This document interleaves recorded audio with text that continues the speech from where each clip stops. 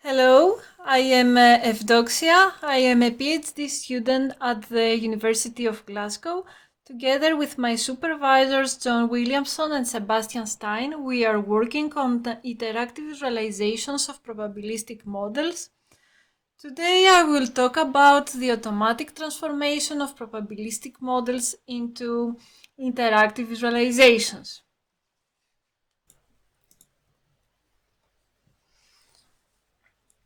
Let's start with the status quo in the dissemination of Bayesian analysis. We usually want to communicate two things in Bayesian analysis, the probabilistic model and the inference results. For the first, a set of probabilistic statements is usually used, and for the latter, tables of summary statistics of the posterior distributions or alternatively posterior density plots or histograms are used. For the description of the model, a small set of probabilistic statements might be enough for people to understand how parameters are associated to each other. But what if the model has a large number of parameters and indexing dimensions? We end up with a long list of probabilistic statements. Model's structure becomes difficult to be figured out through this way, especially by non-familiar and non-expert users. Similar issues arise in the communication of inference results in the case of more complex models. Tables of summary statistics could easily become immensely big as the number of model's parameters and the coordinates of the indexing dimensions increases. The readability and comprehension of such tables becomes very hard. Thus, there is a tendency of reducing the model to a set of interesting parameters. In the same way, the results are reduced to a few rows of summary statistics or few density plots.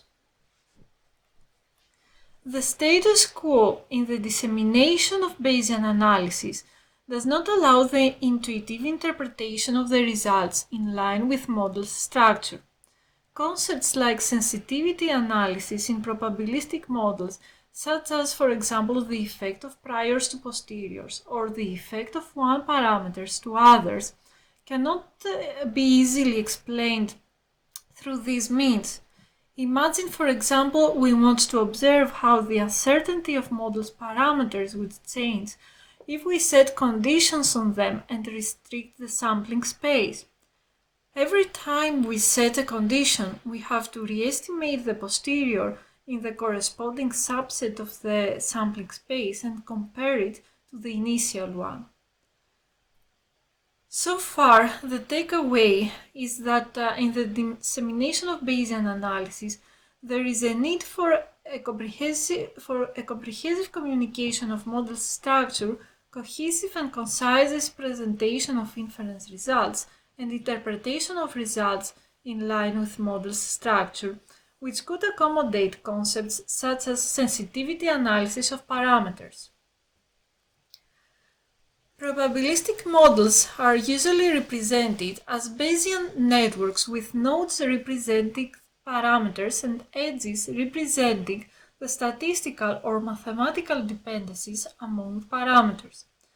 Some probabilistic programming languages are providing tools or an interface for the creation of such representations, like DoodleBUGS or PyMC3, which uses the graphics interface. These implementations usually contain annotations to denote the indexing dimensions or the type of the prior distributions. A more informed representation of probabilistic models is the Kruschke-style Diagram, which represents the prototypes of the prior distributions on each node and uses annotations along with the edges to present the exact dependencies of the random variables. However, to our knowledge, there is no automatic tool that could create this diagram, especially if the model is expressed in a probabilistic programming language. These implementations are usually heavily dependent on the individual design of probabilistic programming languages and, most importantly, they do not integrate the real data of the prior and posterior uncertainty. Thus, we suggest a new form of interactive representation of probabilistic models, the Interactive Probabilistic Models Explorer. This is a sort of a Kruschke-style diagram that incorporates real data and interaction.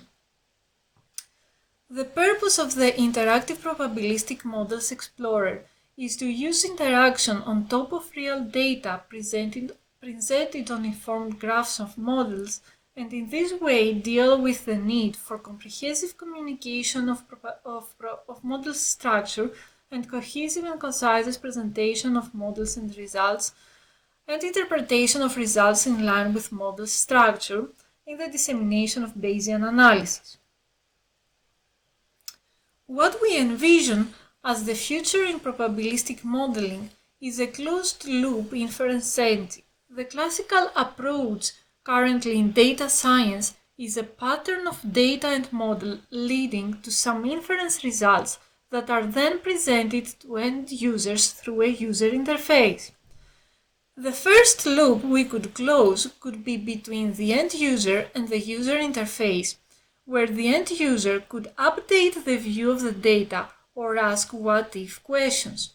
Then, the loop between user interface and inference could be also closed to allow the retrieval of more inference results or update of the priors or even disbelief of the data. Another loop that could be closed could be the loop between user interface and data through a proxy experimenter who could acquire more observations. Finally, the loop between user interface and model could be closed through the modeler who could update and refine the model.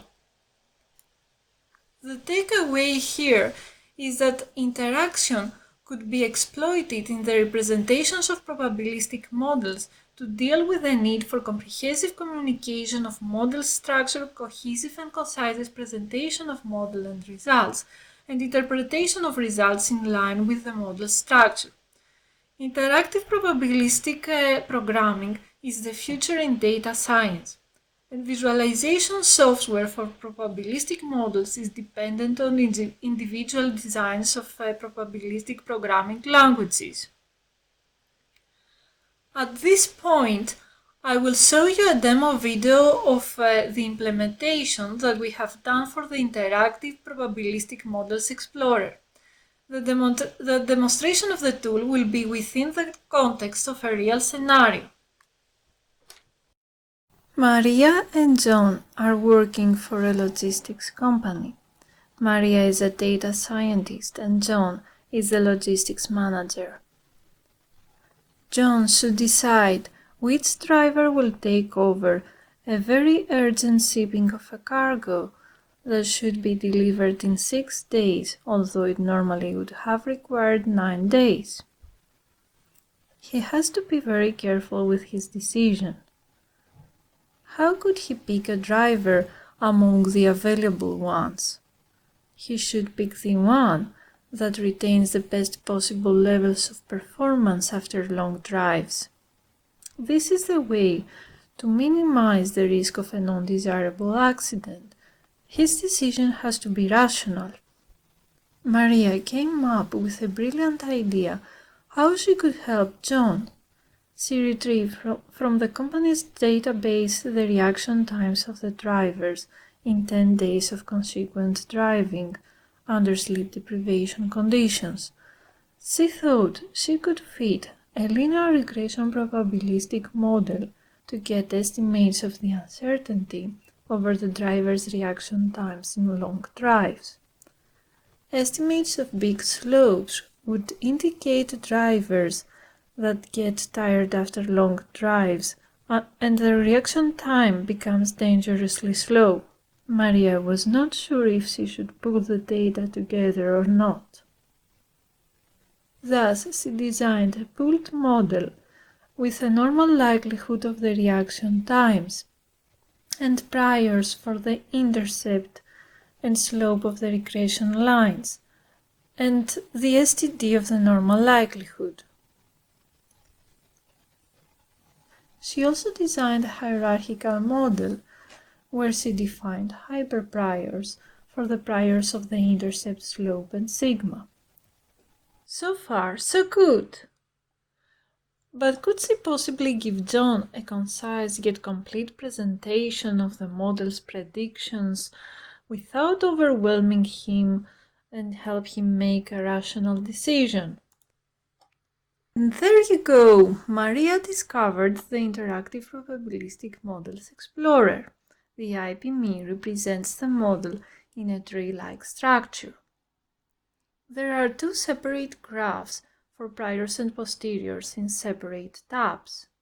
Each node represents one parameter and consists of a clickable header to collapse the node, some text to denote the parent nodes and the indexing dimensions, and the probability density plot. On the left-hand side, there's a widget box.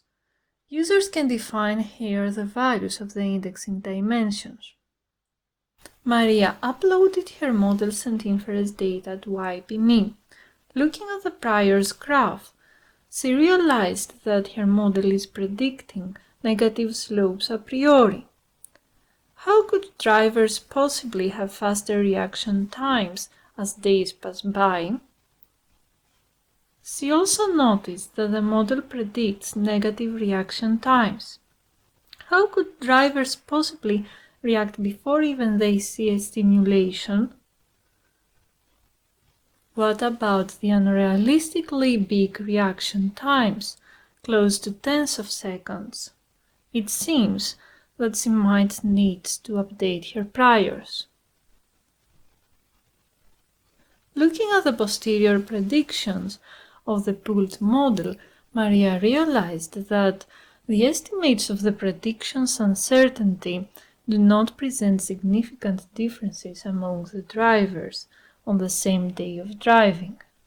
How is it possible that all drivers have similar reaction times? Looking at the posterior predictions of the hierarchical model, she realized that it was just the pooled model that was not able to reveal differences among drivers. She decided to drop the pooled model and give John the hierarchical one.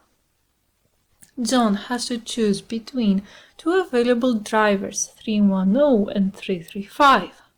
The distribution of the posterior predictions on day 6 for driver 310 is wider but centered to lower reaction times.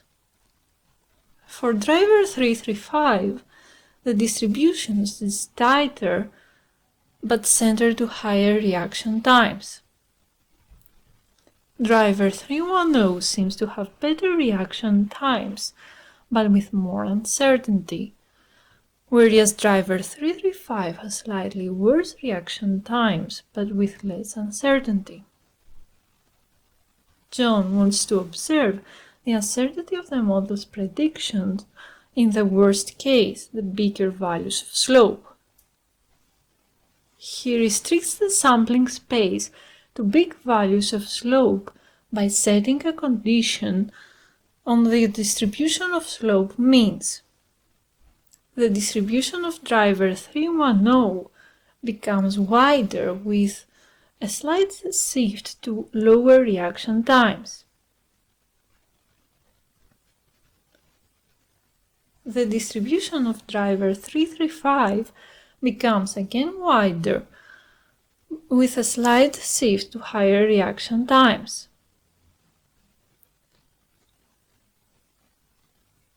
John decided to take the risk and trust the driver 310.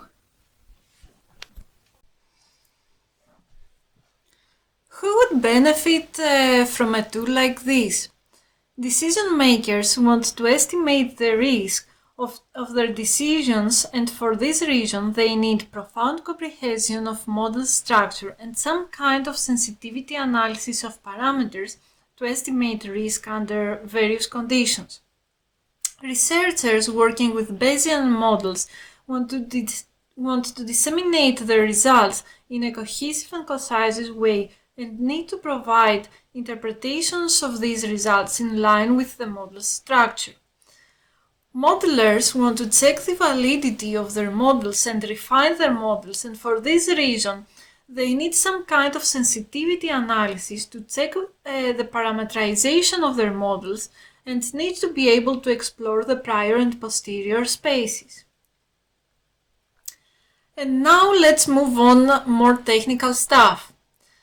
The creation of interactive visualization tools for probabilistic models that are expressed in probabilistic programming languages is not easy. Probabilistic programming languages use different ways to export the inference data or encode the models that the users define.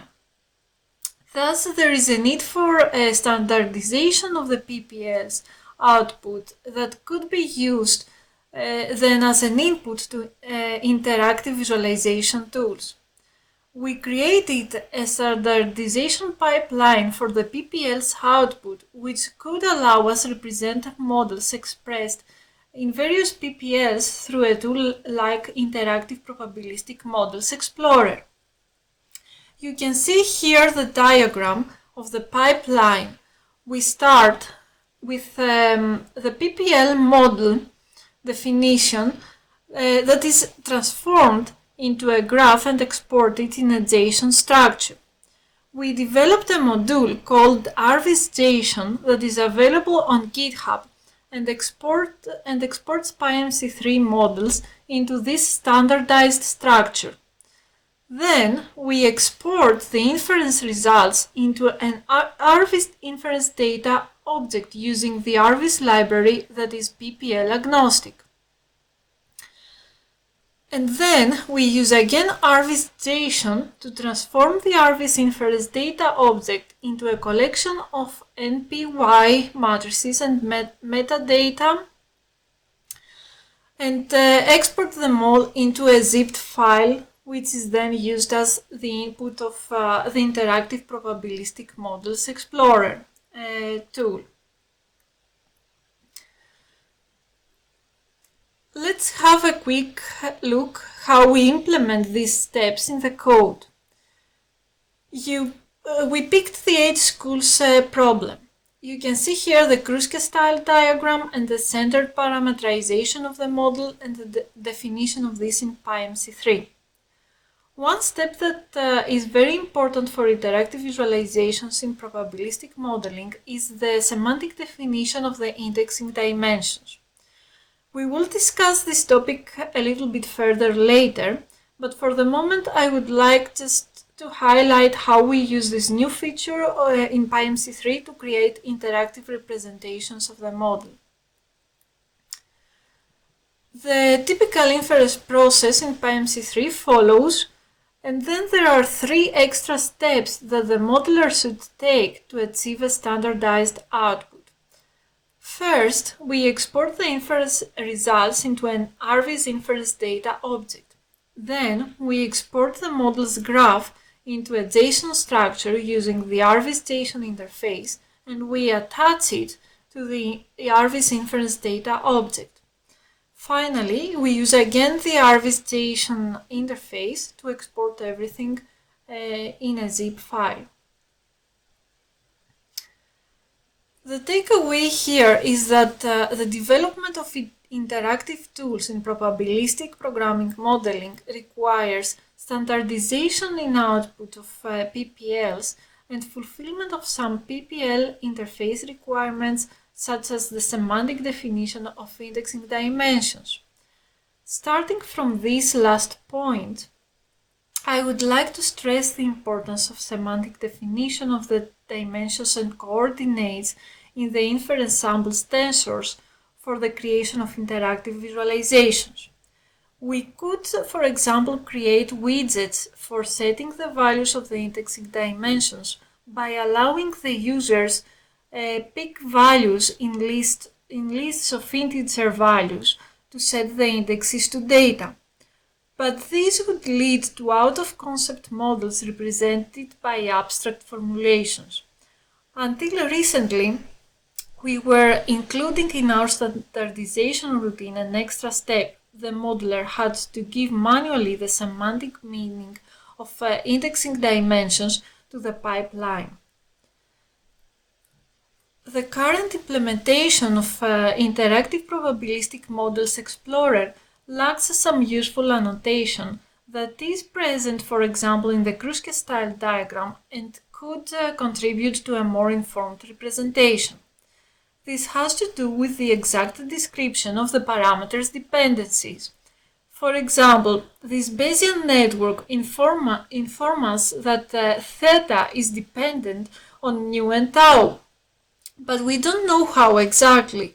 This dependency could be interpreted as either a direct statistical dependency where mu and tau define parameters of the distribution of theta, or as a mathematical relation of nu and tau that defines a parameter of the theta distribution. For example, PyMC3 does not provide a way to extract this information, at least to our knowledge. If we type model dot the name of a parameter, we can get the probabilistic statement that corresponds to this parameter. But PyMC3 uses the F notation to indicate either a transformation of a parameter or a mathematical relation between parameters without providing further information. The last thing that we will discuss here will be the importance of semantic definition of shapes in PPLs for the development of interactive visualizations. Semantically, there are three types of shapes of the tensors that are used for inference samples. According to Eric Ma, there's the sample space, which indicates the shape of a bunch of samples drawn from the distributions. The batch shape, which indicates the atomic shape of a single sample of observations from one or more distributions of the same family. And finally, the event shape, which indicates the atomic shape of a single event or observation from the distribution. Probabilistic programming languages usually do not provide information about the semantic meaning of the shapes. Interactive visualization tools like Interactive Probabilistic Models Explorer that present projections of multidimensional entities could become more informed if they could reason about the shapes. Users could interact with such entities and observe different views of the data without ignoring the semantic meaning of the data shape each time. The takeaway from this last discussion is that the probabilistic programming language interface requirements for the development of interactive visualizations include semantic definition of indexing dimensions, extraction of parameters association, mathematical or statistical ones, and finally semantic definition of shapes.